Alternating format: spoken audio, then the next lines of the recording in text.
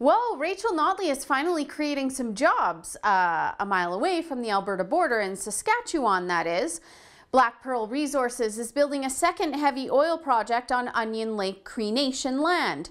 So this is a twofer for Black Pearl. Not only are they avoiding the NDP and their business-killing policies, but they're also contributing to the prosperity of First Nations communities that the Alberta government says they're all for helping out, but never has anything to show for it.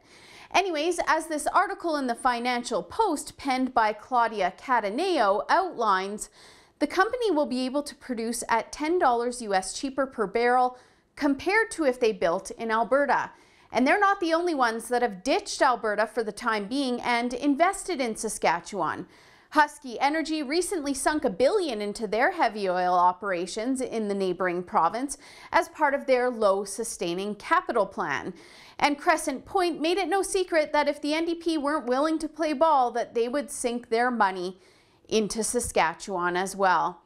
That company is headquartered in Calgary and is now Saskatchewan's largest oil producer. So let this be a testament to all those that say low oil prices are the only thing killing Alberta's oil and gas industry. Not only do we have domestic and international companies fleeing the province, but we have companies parking their cash a mile away from Alberta to avoid Rachel Notley's carbon tax, higher corporate taxes, and higher royalties. Saskatchewan has everything that these companies want on offer, except for maybe less potential to develop resources than there is in Alberta, with only 1/10 of the production that we have. Otherwise, more companies would be flocking to that province to reap the rewards of a more business-friendly government. As for Canada as a whole, we can't forget that we have layers of incompetent government, including in the federal Liberals that hold their noses when it comes to pipeline decisions and also promote green energy schemes over developing oil and gas resources.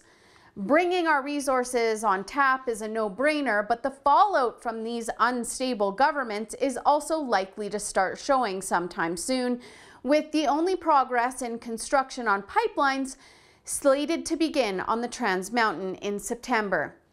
We desperately need these projects no matter how you paint it. The US, who are becoming energy independent, are our only customer, and we have no way to ship our product anywhere else.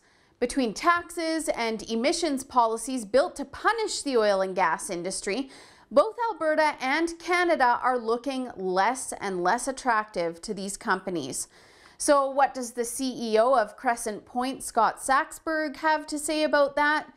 He says that Alberta doesn't have a right to his company's head office, and goes on to say that the company can just build in the US if Canada continues to be an unfavorable jurisdiction to produce. And he's right.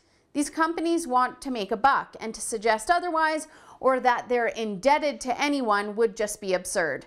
After all, business is business and a buck is a buck, whether it's in Alberta or anywhere else, a concept the NDP failed to grasp. For the Rebel.media, I'm Holly Nicholas. Thanks so much for watching. Don't forget to hit the subscribe button so that you don't miss the other side of the story that you're just not going to find anywhere else.